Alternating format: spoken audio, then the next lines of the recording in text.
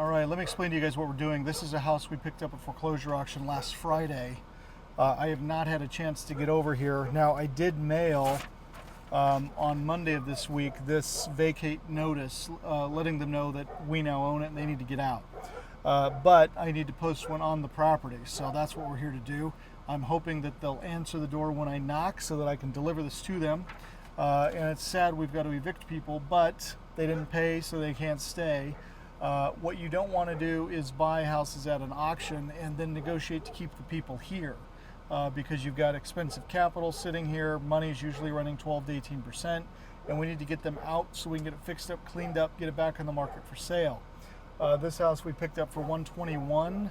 I think it's going to need about $30,000 in rehab, and the resale price on this is going to be about $199,900, possibly $219,900.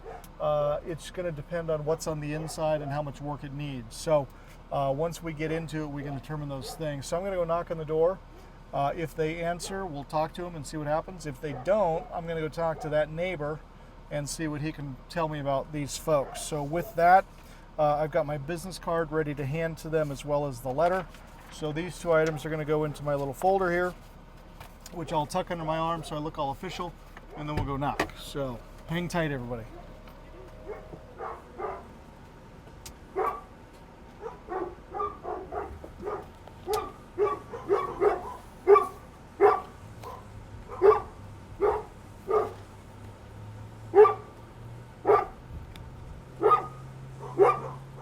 So one of the things I wanted you guys to notice, that after I rang the doorbell, I stepped down and I turned to the side, because when they look through that peephole, I want them to catch the side profile of my head as opposed to looking straight at them into the glass like that. That's pretty intimidating. So we knock, we step down, they didn't answer, so we'll try it again. Okay, now normally I would take my letter, because they're not answering, and I would fold it up and I'd stick it in the door. But I want to go talk to this neighbor first, and I don't want it to be in the door in the event that they come home while I'm talking to him. So I'm going to go talk to him. If they haven't returned by the time we're ready to go, then I'll come stick it in the door at that time.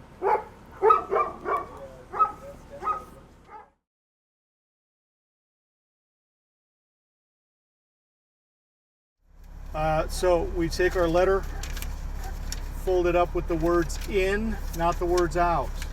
Reason being is it talks about eviction and foreclosure, which if the neighbors get nosy and go stick their head in the door, we don't want them mad at us because we told the neighbors what was going on. So we're going to fold this up and put our card in there, and then I'm going to shove it in the door.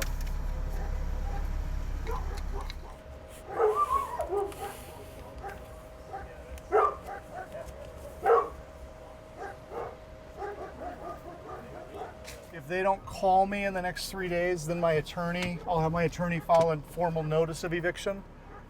Now this house, you guys, last Friday I didn't drive it. So I hadn't seen this last Friday when I bought it, and the reason was I drove this house back in June. So it was scheduled to go to sale back in June, but it got postponed. Right. So all of these houses down here that get postponed, one of the things that you look at is what is the opening bid, and then what is the value? What is the opening bid? What is the value? And then when did they get postponed to?